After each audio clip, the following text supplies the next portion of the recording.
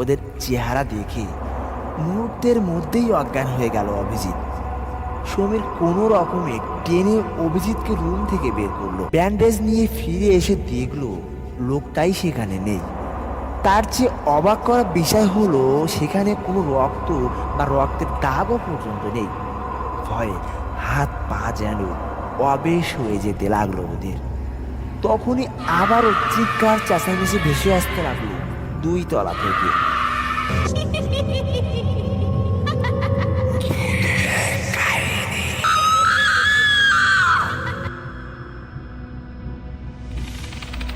Hello বন্ধুরা, আপনারা শুনছেন ভুতুড়ে কাহিনী। গল্প পাঠে আমি সঞ্জয়। ভুতুড়ে কাহিনীতে আজ শুনবেন হাসপাতালের ভূত।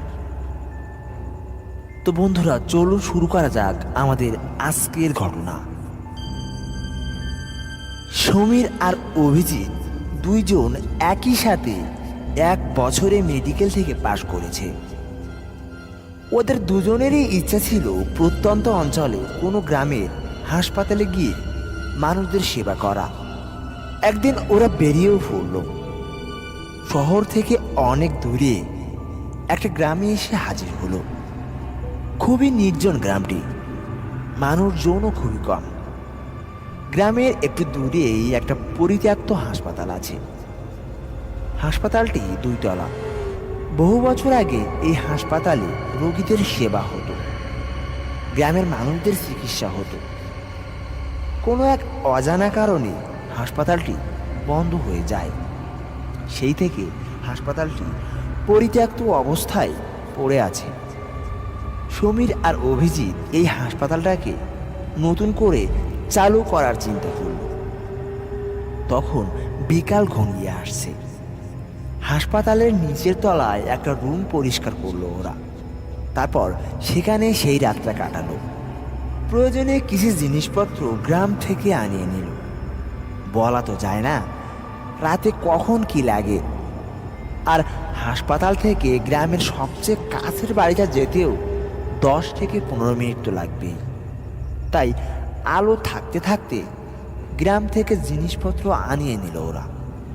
সন্ধ্যা হলো, অন্ধকার নেমে আসলো চারিদিকে।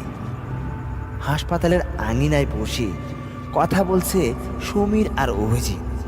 তখনই চাদর গায়ে একটা লোক আসলো। ওদেরকে বলল, এখনো সময় আছে, চলে যাও এখান থেকে, জায়গাটা ভালো না। শিশির বলল, কাকু, আমরা ভয় পাই না, কোনো সমস্যা নেই, আপনি চাইলেও আমাদের সাথে থাকতে পারেন। কথা শুনি লোকটা চলে গেল। যাওয়ার সময় বিড়বিড় করে বলে গেল, কপালে দুঃখ আছে তোমাদের। উনি চলে যাওয়ার পর আবারও আড্ডা শুরু করলো ওরা। হাসপাতালের 2 তলার সবগুলোই রুম তালা বন্ধ করা ছিল। অনেক পুরানো তালা, জং ধরে গেছে। বিল্ডিংটাও খুব পুরানো, চুন খসে পড়েছে। চাঁদের আলোয় আবছা আলো বিরাজ করছে চারিদিকে। চাঁদের আলোয় হাসপাতালের অবয়বটাকে মনে হচ্ছে যেন তন্দ্রাচ্ছন্ন কোনো দৈত্য যে কোনো সময় জেগে উঠবে। হাসপাতালের পিছনের গাছগুলো হালকা বাতাসে নড়ছে। পাতাগুলো যেন ফিসফিস করে বলতে চাইছে, তোমরা চলে যাও এখান থেকে, চলে যাও। আড্ডা মারতে মারতে কখন যে 11টা বেজে গেছে টেরই পেলাম না। খাবার খেয়ে শুয়ে পড়লাম। সবে মাত্র ঘুম ধরেছে চোখে। এমন সময় উপর তলা থেকে চিৎকার চেঁচামেচি আর মানুষের পায়ের আওয়াজ ভেসে আসতে লাগলো। অবাক হয়ে গেল। উপরের তলায় সবগুলো রুমই তো তালা মারা, তাহলে আওয়াজ আসছে কি করে? হাতে লাইটটা নিয়ে সিঁড়ি বেয়ে উপরে উঠলো ওরা। গিয়ে দেখলো সবগুলো রুমে খোলা। ভিতরে মোমবাতি আর হ্যারিকেন দিয়ে আলোর ব্যবস্থা করা হয়েছে। 2 জন নার্স একজন রোগীকে ধরে রেখেছে, কিন্তু ওদের দিকে তাকাচ্ছে না কেউ। রোগীটা চেঁচাচ্ছে আর বলছে, আমাকে বাঁচাও। ভয়ে হাত পা কাঁপতে লাগলো সমীর আর অভিজিতের। অভিজিৎ একটু এগিয়ে কাঁপা কাঁপা কণ্ঠে বলল, ওকে ধরে রেখেছেন কেন আপনারা? ঘাড় ঘুরিয়ে অভিজিতের দিকে তাকালো নার্স আর রোগীটি। ওদের চেহারা দেখে মুহূর্তের মধ্যেই অজ্ঞান হয়ে গেল অভিজিৎ। সমীর কোনো রকমে টেনে অভিজিৎকে রুম থেকে বের করলো। রুম থেকে বের হতেই সব কিছু আগের মতো হয়ে গেল। এখন আর কেউ নেই, রুমগুলোও তালা বন্ধ। পানির ছিটা দিতেই জ্ঞান ফিরল অভিজিতের, কিন্তু ভয়ে হাত পা কাঁপছে দুজনেরই। হঠাৎ নিচ থেকে একটা বিকট চিৎকার শোনা গেল। ওরা দৌড়ে নিচে চলে গেল। নিচে গিয়ে দেখলো মাটির উপরে উপর হয়ে পড়ে আছে সন্ধ্যাবেলা চাদর গায়ে দিয়ে আসা সেই লোকটা। মাথা ফেটে ফিনকি দিয়ে রক্ত বের হচ্ছে। সমীর অভিজিৎকে বলল, তাড়াতাড়ি যা, আমার ব্যাগ থেকে ব্যান্ডেজ নিয়ে আয়, অনেক রক্ত বের হচ্ছে। অভিজিৎ গিয়ে ব্যাগে ব্যান্ডেজই খুঁজে পেল না। সমীরকে ডেকে বলল, একটু এদিকে আয় তো, ব্যান্ডেজ তো খুঁজে পাচ্ছি না। সমীর লোকটাকে ওইখানে রেখে অভিজিতের কাছে চলে গেল। ব্যান্ডেজ নিয়ে ফিরে এসে দেখলো লোকটাই সেখানে নেই। তার চেয়ে অবাক করা বিষয় হলো সেখানে কোনো রক্ত বা রক্তের দাগও পর্যন্ত নেই। ভয়ে হাত পা যেন অবেশ হয়ে যেতে লাগলো ওদের। তখনই আবারও চিৎকার চেঁচামেচি ভেসে আসতে লাগলো 2 তলা থেকে। ওরা উপরের দিকে তাকিয়ে দেখলো আবারও আলো জ্বলছে 2 তলা রুমগুলোতে, আর ভেসে আসছে সেই রোগীদের আর্তনাদ, আমাকে বাঁচাও, আমাকে বাঁচাও। আর সহ্য করতে পারলো না ওরা, এক দৌড়ে হাসপাতাল থেকে বেরিয়ে গেল। রাস্তার উপরে দাঁড়িয়ে হাঁপাতে লাগলো দুজনে। হঠাৎ দেখলো একটা লোক ওদের দিকেই হেঁটে আসছে। রাত তখন প্রায় 3টা। ওরা ভাবতে লাগলো এত রাতে এই লোকটা এখানে কি করে। লোকটা ওদের কাছাকাছি আসতেই রক্তহীন হয়ে গেল দুজনেরই। এদের চাদর গায়ে দেওয়া সেই লোকটা। আবারও দৌড় দিল ওরা।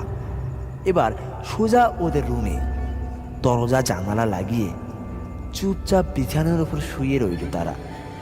উপরের থেকে চিৎকার চেঁচামেচি আর মানুষের পায়ের আওয়াজ ক্রমাগত ভেসেই আসতে লাগলো।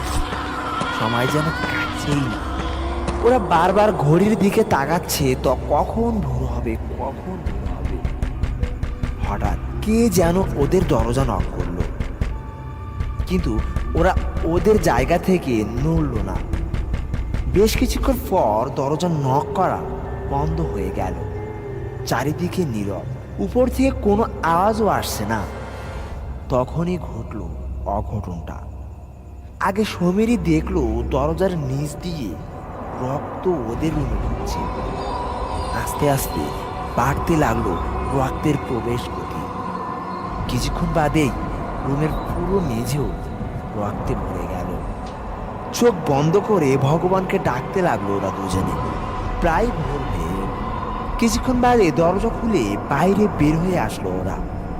আলো ফুটতে শুরু করেছে চারিদিকে। ভোরের পাখিরাও কিচিরমিচির করেছে। আকাশের পূর্ব কোণে সূর্যটা উঠে হাসপাতালের উঠানে এসে দাঁড়ালো ওরা। পুরাতন এই 2 তলা বিল্ডিংটাকে এখন খুব বেশি অসহায় মনে হচ্ছে। এখন দেখে কে বলবে এই অসহায় বিল্ডিংটাই রাতে মৃত্যুপুরীতে পরিণত হয়। রাতের ঘটনাগুলোকে শুধুমাত্র দুঃস্বপ্ন মনে হচ্ছে ওদের কাছে। ফ্রেশ হয়ে নাস্তা করে নিল ওরা। নাস্তা করতে করতে সমীর বলল, বুঝলি, আমার কাছে মনে হয় 2 তলা কোনো রহস্যই লুকিয়ে আছে। চল 2 তলায় গিয়ে একটু ঘুরে আসি। অভিজিৎ হ্যাঁ সম্মতি দিল। নাস্তা শেষ করে ওরা উপরেই চলে গেল। জং পড়া তালাটাকে ভেঙে ভিতরে ঢুকল ওরা। ভেতরটা পুরোপুরি অন্ধকার। টর্চের আলোতে পুরো রুমটাতে চোখ বোলালো ওরা। মাকড়সার জালে পরিপূর্ণ রুমটা। পুরানো সিট, বোতল আর কিছু প্যাকেট পড়ে আছে সেখানে। একটু সামনে এগোলো, একটা ডেস্ক আর চেয়ার পড়ে আছে। ডেস্কের উপর ছোট একটা কাঠ, ময়লার আস্তর জমে আছে সেটার উপরে। অভিজিৎ সেটা পরিষ্কার করলো। তাতে লেখা ছিল ডাক্তার বাহাদুর শেখ। নিচে সাক্ষাতের সময় উল্লেখ করা আছে। কার্ডটা পকেটে ঢোকালো অভিজিৎ। ডেস্কের ড্রয়ার খুলে সমীর একটা চিরকুট দেখতে পেল। অনেক দিন আগের লেখা, অস্পষ্ট হয়ে গেছে লেখাগুলো। জোরে জোরে চিরকুটটা পড়তে লাগলো শিশির। তাতে লেখা, আমি ডাক্তার বাহাদুর শেখ। এই রোগীটার মৃত্যুর জন্য আমিই দায়ী। আমার ভুলের প্রায়শ্চিত্ত আমি নিজেই করব। আমার মৃত্যুর জন্য কেউই দায়ী নয়। অভিজিৎ বলল, কিরে সুইসাইড নোট নাকি? সমীর বলল, হতেও পারে। হঠাৎ বাইরে থেকে ফুক করে একটা আওয়াজ আসলো। দৌড়ে ওরা বাইরে আসলো। একটা বুড়ো লোক ওদেরকে দেখে দৌড়ে পালিয়ে যেতে চাইল, কিন্তু পারল না। ধরে ফেললো অভিজিৎ। জিজ্ঞাসা করলো, আপনি কে? এখানে বা কি করেন? লোকটা কাঁচুমাচু হয়ে বলল, আমি এই গ্রামেই থাকি। এই হাসপাতালের কেয়ারটেকার ছিলাম। সমীর বলল, তাহলে তো এই হাসপাতাল সম্পর্কে অনেক কিছুই জানেন আপনি। লোকটা মাথা দুলিয়ে হ্যাঁ সম্মতি দিল। উঠানের এক কোণে গিয়ে বসলো ওরা। লোকটা বলল, 10 কি 12 বছর আগে এই হাসপাতালটা বন্ধ হয়ে গিয়েছিল। তার আগে হাসপাতালটা ভালোই চলত। একদিন বাহাদুর স্যারের ভুল চিকিৎসায় একজন রোগী মারা গিয়েছিল। তখন গ্রামবাসীরা ডাক্তারকে মেরে ফেলার সিদ্ধান্ত নেয়, কিন্তু তার আগেই বাহাদুর ডাক্তার আত্মহত্যা করে। গ্রামবাসীরা ডাক্তার সাহেবের লাশটাকে কবর দিতে দিল না, হাসপাতালেই রেখে দিল। তারপর থেকেই হাসপাতালটা বন্ধ হয়ে যায়, আর কেউই আসে না এই হাসপাতালে। তখন থেকে শুরু হয়ে যায় এরকম ভূতের উপদ্রব।